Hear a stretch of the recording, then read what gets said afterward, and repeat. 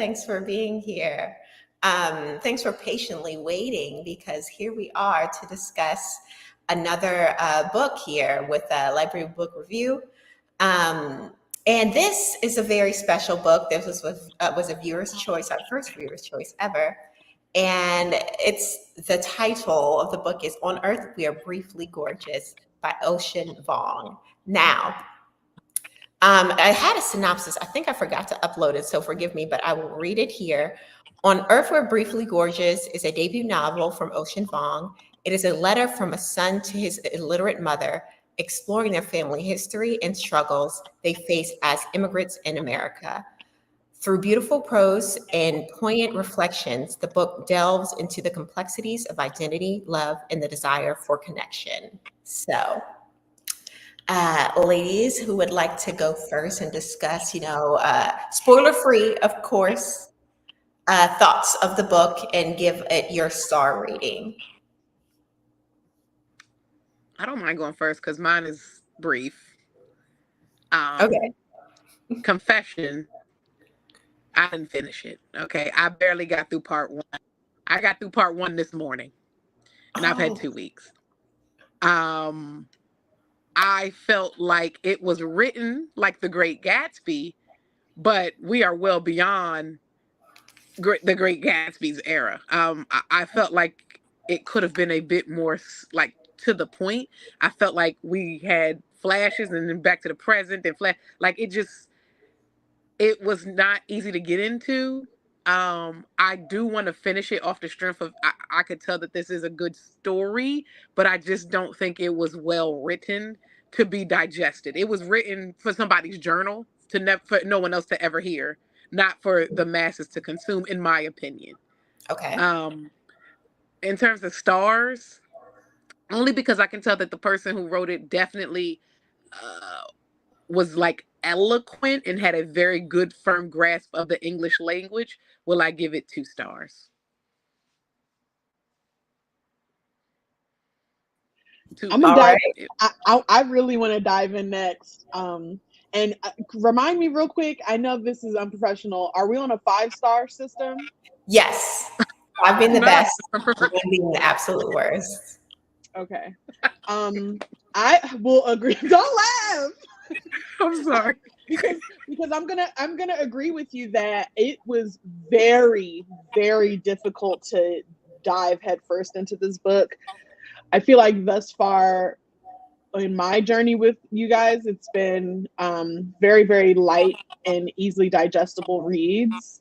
And this was like some next level reading, and it was very complex. It was very complicated, not only in like the literacy style, like it is very flowery. It did give Great Gatsby in style, but I did get a modern twist to it just because of the era he was born in. Some of his references, relate to the same era that I was born in. He's around our age. So I have to say that there's a few times, and I don't think this is a spoiler personally. There's a few times that he references the Get Rich or Die Trying album that it caught me so off guard with how the rest of the book is written that it was just like, I don't know, like it really endeared the author to me. And ultimately, while this story was very, very difficult to get through, partially because I started it and then I was like, oh, whoa, this is heavy, both in text and in the actual plot. But I pretty much started about the kind of the first section over a 1 or 2 day period, maybe like 45 minutes a piece. About 45 minutes a piece, and then the rest of the story over a 2-day period. So I just was going through it, and the story is truly tragic and devastating. While there is glimpses of hope interwoven in there, and really beautiful moments that you really get the feel of Ocean's vulnerability and humanity as he's growing and learning about not only himself, but the concept of violence and war and what his grandmother and mother and aunt have gotten through to get him where he is. In his journey to self-discovery, it was just weighty. With that said, overall, I think it was such a beautiful story. I really, toward the end, related to Ocean so much. Like, I just the pangs of vulnerability that he demonstrated when talking about his first love and his interactions with his first love, and just how you come to understand your own fragility and power during intimacy. That really captured me, and I really, really loved how he was able to write about that and to describe that. He does really well with intimacy, I think. Not only physical intimacy and romantic intimacy, but the intimacy of the relationship with his grandmother. Like, that was so beautiful to me, especially toward the end. So, well, for the rating, I'm gonna give this 4 stars. It was heavy. It was so goddamn heavy, and I just knew it would be. But once I really got into the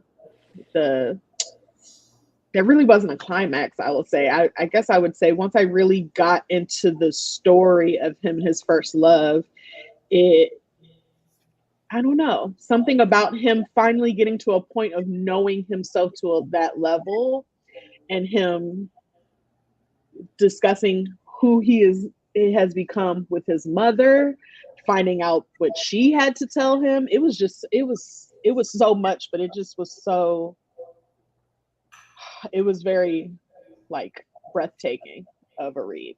Okay. All right, so that's 4 stars. Very nice. Now, my thoughts, spoiler-free thoughts of the book. I can agree that I felt that it was heavy from the beginning. I sense that even because, of course, full disclosure, I listened to the audiobook, sue me. The narrator, who was actually the author of the book, had a very monotone, sad voice when reading it. So it was like, when I first heard it, I was thinking, oh Lord, are we about to be in for a long, drawn out, depressing read, right? But as I got through part 1, I was actually finding myself really interested in how Ocean describes the world of Little Dog, right? And it was just really engaging to me, specifically in part 1, for me anyway, how he was describing his family and his how his mother interacts with the world, being an immigrant, and him having to translate things for his family and kind of step into a role that was bigger than what he was for his age. I thought that was how that was written and talked about in the book was beautiful, and it really brought me into it. There are points in the book that do make it kind of disorientating, because it kind of plays with where we are in his life and where other, people are in his life, to a point that's like, okay, well, I thought this just happened. Wait, no, we're back talking about this. And in that way, it seems like it is very much written from his journal. So didn't have to make sense for anyone else, because it was for his eyes only, kind of in a way. But when you present it to the masses, it makes it a little bit hard to follow fully. At least that's how I felt. But overall, I did finish the book. The writing is beautiful writing, very poetic. I think he mentioned it in The Great Gatsby, how there was a very flowery type of writing there, and I feel like the same is here. But if it's a flower, it's a wilting flower here in this book. It's a very kind of not negative outlook, but a very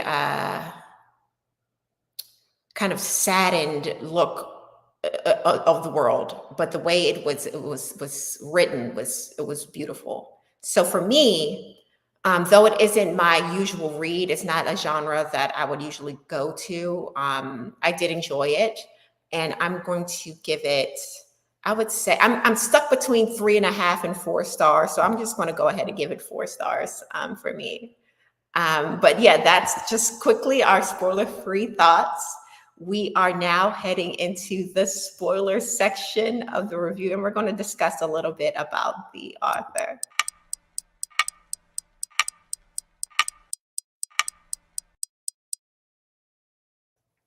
All right, y'all. Now let's get into the nitty-gritty, because here's some things that I found out about the book. Because as I was reading through it, I was like, hold on. Is this a fiction book, or is this a biography, or is this a fiction book? So I had to double check. It's a fiction, but it's so closely related to this man's life. This is the author, by the way. This is him. This is Ocean Vuong. And after looking into it, his life, he literally just wrote down his life and then labeled it as fiction. So I'm like, where does the fiction begin and the life end? Because okay, let me just give you a couple highlights from what I saw on his Wikipedia. So Vuong, he was born in Vietnam. His grandmother grew up in Vietnamese countryside. His grandfather was a white American from Michigan, serving in the United States Navy. His grandparents met during the Vietnam War. Married, have 3 children. What else? It's so many different parallels. His grandmother brought their daughters to America, one of them being mixed race, his mother half white. And a couple other parallels is, what does it say here? Reunited with his grandfather later in life. And he also is openly gay male. And what else did they say here that was just completely, his father abandoned the family, but later in life. So in the book, the father wasn't really present at all. In life, it seems like he was present for a while, but then later abandoned the family. So I was like, hold on, is this fiction or fact? But it's a fiction. I don't know to what extent, because it seems very directly pulled from his life. So I thought that was interesting. And also, just to bring it back to like the parts, the book is separated into parts. And by the time we got to part 2, I was thinking, who is he writing this book for? Because originally I thought he was saying he was writing it to his mother, right? And just to speak to his mother. But the amount of description he gave to the sexual acts, I'm like, I don't know who's telling their mama all of this now. I don't know who's telling them about all the sex that was going on between him and that boy. So that was like, who's this really for at this point, Ocean? Come on, let's be honest. But yeah, those are a couple of my thoughts about it, the spoiler thoughts. And it felt very abusive. Honestly, his relationship with, was it Tyler or the guy? It didn't. Trevor, yeah. It didn't feel very, I guess it was consensual. It didn't feel very two-way. It felt like the guy was just kind of taking advantage of Little Dog. I'm like, what's going on here? I didn't find it romantic at all. I felt it was more like a predator and a victim in a way. I don't know what you guys thought about it or what she thought about it, E.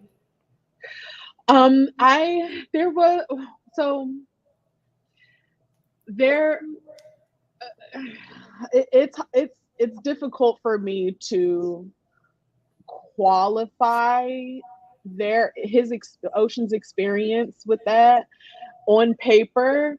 I will say their first few times, which he not so delicately refers to as fake effing,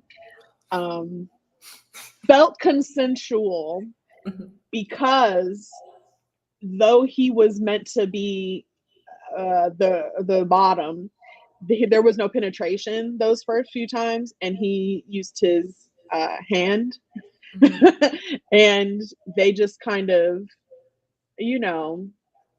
did that way, but they both were able to be gratified in that. And it wasn't so invasive, right? It was welcomed.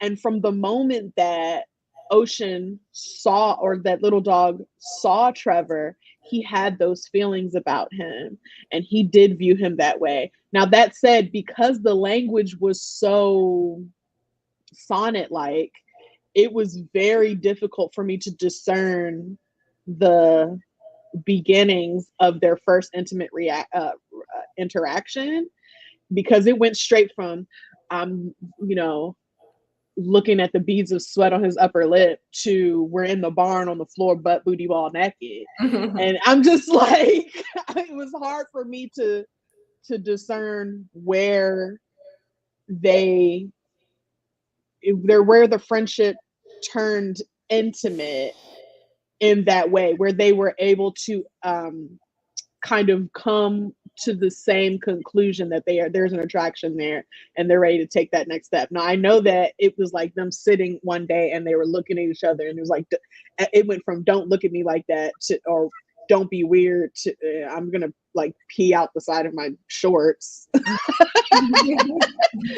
to, you know, we're kissing and we're naked now. I don't know, but when they actually do have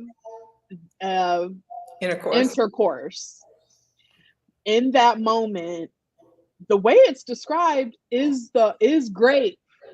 Yeah. Because the little dog is like, wait, hold on. And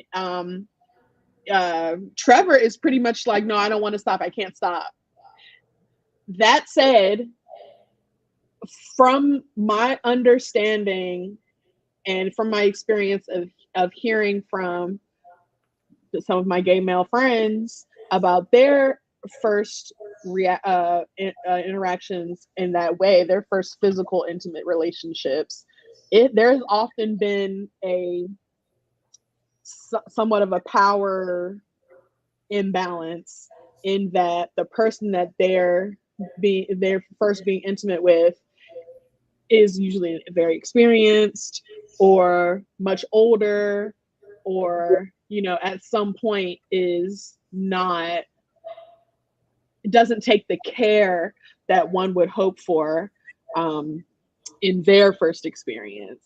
And I hate to say that. That's just been my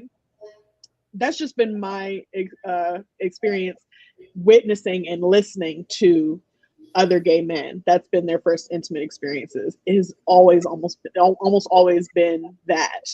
And there has been that power imbalance, someone who's way more experienced. And it seems to me that was Trevor in that instance. When we think about the fact that Trevor was a young white man on top of that, and that, you know, essentially they're working on his dad's farm, there's just a lot more there that lends to that imbalance. But that said, I didn't get the sense that Ocean felt personally violated, or that Ocean felt that, that little dog felt that he was not being loved or cared for in those interactions. But And so that's what they say, victims are like that. You know, you don't know in the moment. I agree. I totally agree with that, and I hear you. I also don't want to call it out if the person themselves, one, we're, like you said, we don't know where fiction starts and ends with this story, and two, little dog goes into it multiple times how beautiful he felt, how empowered he felt, and how there was different moments where he felt both fragile and open and kind of broken, but how he felt that reciprocated, and how he felt that they were kind of broken into each other, or they were coming together as one. And moments like that, he went to extra efforts to describe their intimate interactions as a giving and a taking, on both sides. Mm-hmm. That is the only reason that I did not have this inherent like ache that I would in reading about or witnessing like a portrayal of grief. Okay. Even like this is another parallel. Apparently, Ocean Arthur, at 15, he did work on a tobacco farm illegally. So that was another parallel from the fictional book. Yeah.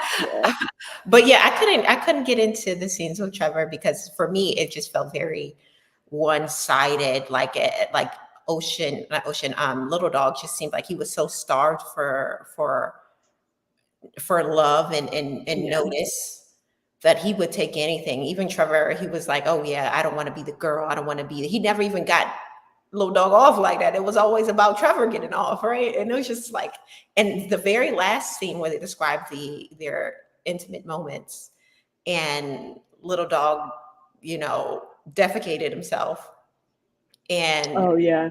yeah, and there was a moment. Is that what? Oh, that's what that was. Yeah. Oh my god! You It's see written so where flowery that it's hard to decide. you, But yeah, he I thought he was describing Trevor emptying himself. no, he emptied himself, and that's why he was like, "Oh, it's okay." Trevor was like, "It's okay," but then there was a moment where he thought he heard Trevor say, "Lick it up," right? I do remember that. That's Yes. what made me think that it was No, it what was I thought. it was number two.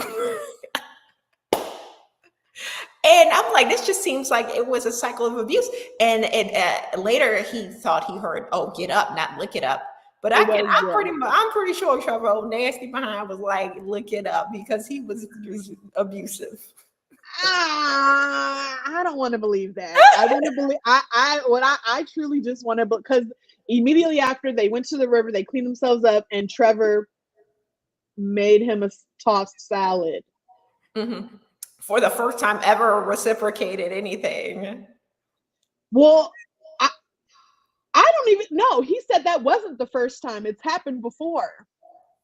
And that's one of the instances. He said that time, like many times before.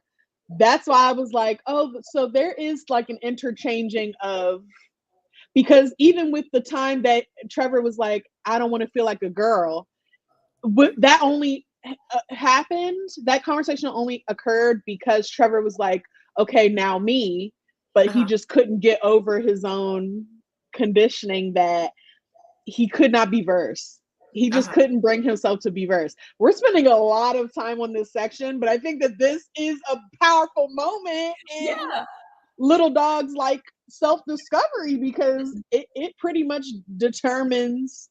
It takes up a good portion of the book, his relationship with Trevor, honestly, from the second part all the way to the third part, all the way up to the point of, spoiler alert, again, we're in spoiler section, the death of Trevor. It takes up so much of the book. But of course, there is the relationship that he has with his mother, which is kind of it's multi-layered. But it's all very interesting. That's why I gave it the score that I did. It was very layered, that Trevor section. In that Trevor, we even get to like witness Trevor's family woes with his father, who owns this like dilapidated farm with these